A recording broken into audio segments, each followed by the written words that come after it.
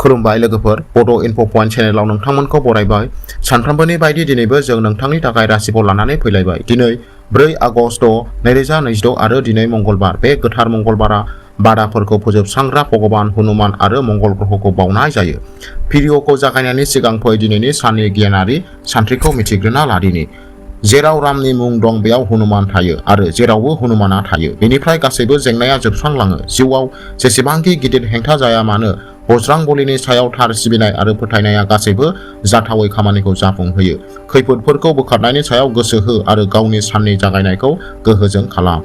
Comment बक्सआव जय बजरांबली एबा जय श्री राम लिरनो दाबाव जाहाथे नोंथांनि साना मोजां जायो आरो हनुमान जिनि बोर अरायबो नोंथांजों थाबाय थायो।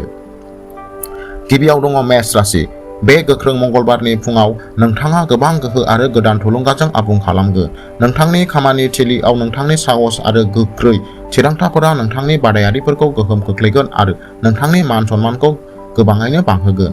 सम्पति, हा एबा लुनायजों सोमोन्दो थानाय सुबुंफोरनि थाखाय दिनै गोबां राङारि मुलाम्फानि मिजिं थिदों। मावख'आव नोंथांनि बोसोनफोरखौ गोजौ थाखोनि मावख'गिरिफ्रा गोनांथि होगोन, जायनि थाखाय जौगाथायनि लामाखौ बेखेवगोन। नखरारि बिथिङाव बिदा-फंबायनिफ्राय जर'खा हेफाजाब मोनगोन। खाफाल गोनां अनजिमाया 9, खाफाल गोनां गाबा गोजा आरो खाफाल गोनां दिगा सानजा। वृषभ राशि। दिनैनि साना नोंथांनि रांखान्थियारि सानथांखिफोरखौ मोनसे गोदान बिथा आरो दिदोमथि होगोन। गोबाव समनिफ्रायनो रांनि आंखालाव थाबथानानै थानाय खामानिफोरखौ दिनै सोरबा लोगो एबा बेंकनि हेफाजाबजों फोजोबनाय जागोन। फालांगियाव मोनसे गिदिर गोरोबथा खालामनायनि गोख्रों समभावना दङ जाय इयुनाव दिदोम जायनि फुंखा जागोन। नोंथांनि जिउनि लोगोरिनि नागारनो हायै अननाय आरो फोथायनाया नोंथांनि गोसोखौ गोदान गोजौसिम बांहोगोन। गावनि सावस्रिनि बागै एसे सांग्रां जा आरो गावनि सानफ्रोमबोनि रुटिनखौ समानथि लाखि। बेलासि समाव नोंथांनि नखरजों नखरारि बाथ्राफोरनि सायाव ओंथिगोनां सावरायनाय जागोन। खाफाल गोनां अनजिमाया 6, खाफाल गोनां गाबा गुफुर आरो खाफाल गोनां दिगा खोला सानजा। मिथुन राशि। दिनै नोंथांनि गोख्रों मेलेम आरो रायज्लायनायनि रोंगौथिया नोंथांखौ गोब्राब थासारिनिफ्राय गोरलैयैनो ओंखारनायाव मदद होगोन। साख्रि गोनां सुबुंफोरखौ मावख'आव मोनसे गोनांथार आरो मानगोनां मावथांखि गथायनो हागौ।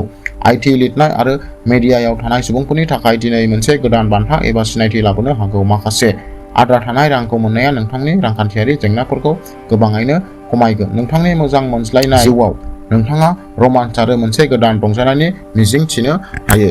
मोनसे बादायलायनायाव फरायसाफोरा गोबां जाफुंसार जागोन। दिनैनि खाफाल गोनां अनजिमाया 5, खाफाल गोनां गाबा गोथां आरो खाफाल गोनां दिगा साहा। कर्क राशि। दिनै नोंथांनि गोसोआ न'नि सुखु सुबिदाफोरखौ बांहोनाय आरो गोसोआरि गोजोननायखौ मोनफुंनायाव थागोन। मावख'आव नोंथांनि लोगोफोरजों गोरोबलायनाया जोबोद मोजां जागोन जाय गासैबो खामानिखौ सिगांग्रो फोजोबनायाव मदद होगोन। जुदि नोंथाङा फालांगियाव माबा मोनसे गोदान खालामनो लुबैयो अब्ला दिनै साना जोबोद मोजां सान। बिमानि सावस्रिखौ मोजां मोननायजों नखरनि जेंनाया खमायगोन। नोंथाङा मोनसे समायना जायगायाव गावनि लोगोरिजों सम बारहोनो खाबु मोनगोन। खाफाल गोनां अनजिमाया 2, खाफाल गोनां गाबा गेरुवा गाब आरो खाफाल गोनां दिगा सा सोनाब। सिंह राशि। दिनै मंगल आरो सूर्यनि गोहोआ नोंथांनि व्यक्तिबादआव मोनसे शाही आफा आरो सोमोनांथाव दैदेननाय गुनफोर लाबोगोन। समाजारि बिथिं आरो खुंथायारि बिथिंफोराव नोंथांनि मान आरो सन्मानखौ जोबोद बांहोनाय नुनो मोनगोन। फालांगियारि दावबायनाया जोबोद फिथाइ गोनां जागोन जाय नोंथांनि गोदान फालांगियारि साम्रायजोखौ फेहेरनायाव मोनसे माइल खुन्थिया जागोन। नोंथांनि गथ'फोरनि मोनसे गेदेर जाफुंसारनायनि थाखाय नोंथांनि नखराव रंजानायनि आबहावाया थागोन आरो नोंथांनि गोजोननायनि जेबो सिमा थाया। जुदि नोंथाङा हा, गारि एबा स्टक मार्केटआव रां थिसननो सानदों अब्ला दिनैनि साना नोंथांनि थाखाय मोजां जागोन।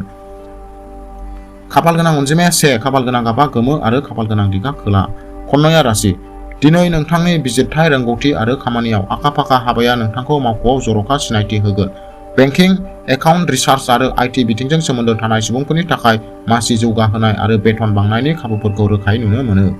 मोनसे गोजाम केस एबा सम्पथिनि नांज्लायनायनि थिरांथाया नोंथांनि फारसे थांनाया नोंथांनि गोसोआव गोजोनग्लाय होगोन। नोंथांनि जिउनि लोगोरिजों नोंथांनि सोमोन्दोआ जायखिजाया जानथायाव आबुङै गोमोरलांगोन जाय खाथिथिनि मोनसे गोदान मोनदांथि लाबोगोन। देहायारि फिटनेसनि थाखाय यगा आरो मेडिटेशनखौ गोनांथि हो। बेलासि समाव न'आव सोरबा बैसोगोरानि बोसोन होनाया रांखान्थियारि जेंनानिफ्राय बारग'नायाव मदद होगोन।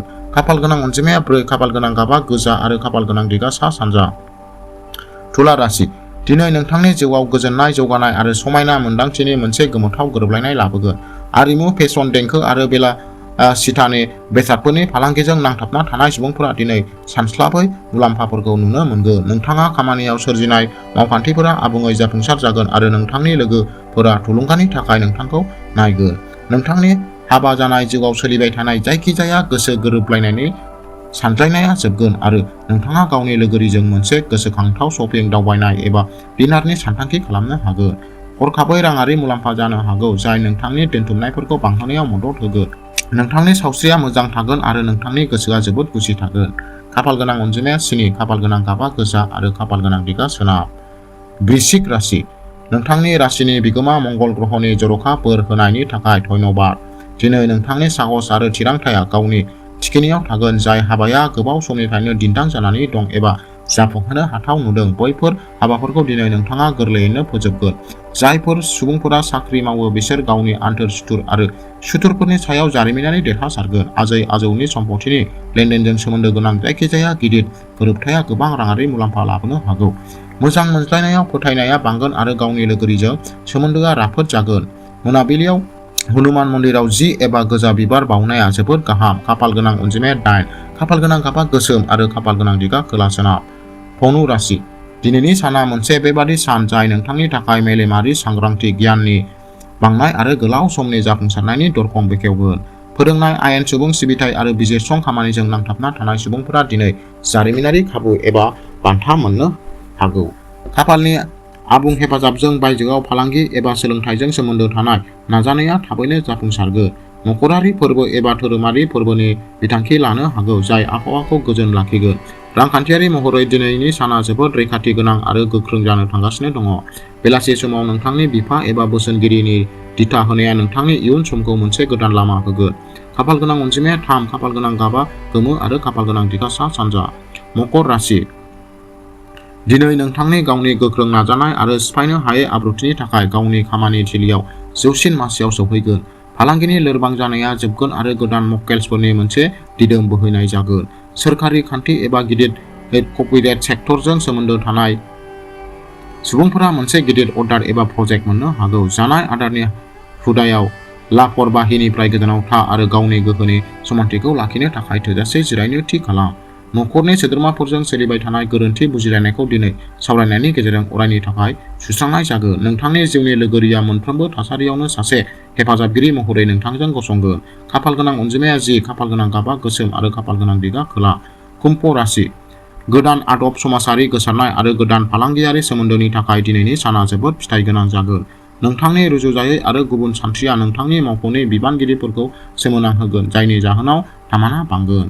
फालांगियारि बाहागोदारियाव गोरोंथि लाखि मानोना गोबां मुलाम्फा आरजिनायनि गोख्रों खाबु थायो। नोंथांनि मोजां मोनज्लायनायनि जिउआव रमान्सनि मोनसे गोदान आयदा जागायजेनगोन आरो हाबा जायै सुबुंफोरा गाव सायख'नाय जिउनि लोगोरिनि मोजां खौरां मोननो हागौ। नोंथांनि रांखान्थियारि थासारिया सिगांनिख्रुइ गोख्रोंसिन जागोन आरो थाबथानाय रांआ फैफिनगोन। सावस्रिया मोजां जागोन आरो नोंथांनि गोसोआ गोजोन मोनगोन। खाफालगोनां अनजिमाया 11, खाफालगोनां गाबा नेभि ब्लु आरो खाफालगोनां दिगा सोनाब। मीन राशि। दिनै मंगलबारखालि नोंथांनि गोसोआ धोरोमारि नेमखान्थि आरो सोरजिलु खामानिफोराव जोबोद गोसो होगोन। खामानियाव नोंथांनि बावसोमनाय आरो सैथोथिया नोंथांनि बादायारिखौबो गोहोम खोख्लैगोन। रांखान्थियारि महरै साना जोबोद मुलाम्फा गोनां जागोन। नोंथाङा मिथिमोनै फुंखानिफ्राय हरखाब रां मोननो हागौ। फरायसाफोरा बादायारि आनजादफोराव जाफुंसार जानायनि मोजां खाबु दं। नोंथांनि खुदियानि केरियारनि सोमोन्दै जायखिजाया गिदिर जिंगाया मोजांनि थाखाय सुस्रांजागोन। मोनाबिलियाव मोनसे गोजोन जायगायाव हगारनाया नोंथांखौ इसिङारि गोजोन होगोन। खाफालगोनां अनजिमाया 12, खाफालगोनां गाबा कमला गाब आरो खाफालगोनां दिगा सा सोनाब। अब्ला लोगोफोर, बेयो जाबाय 4 आगस्ट 2026 खालारनि आबुं राशिफल। आसा खालामो बे खारिथिया नोंथांनि थाखाय खामानि गोनां जागोन। भिडिअखौ नोंथाङा मोजां मोनबायब्ला बेखौ लाइक खालाम, चेनेलखौ साबस्क्राइब खालाम, कमेन्ट बक्सआव गावनि राशि आरो जै बजरांबली लिरना लाथार।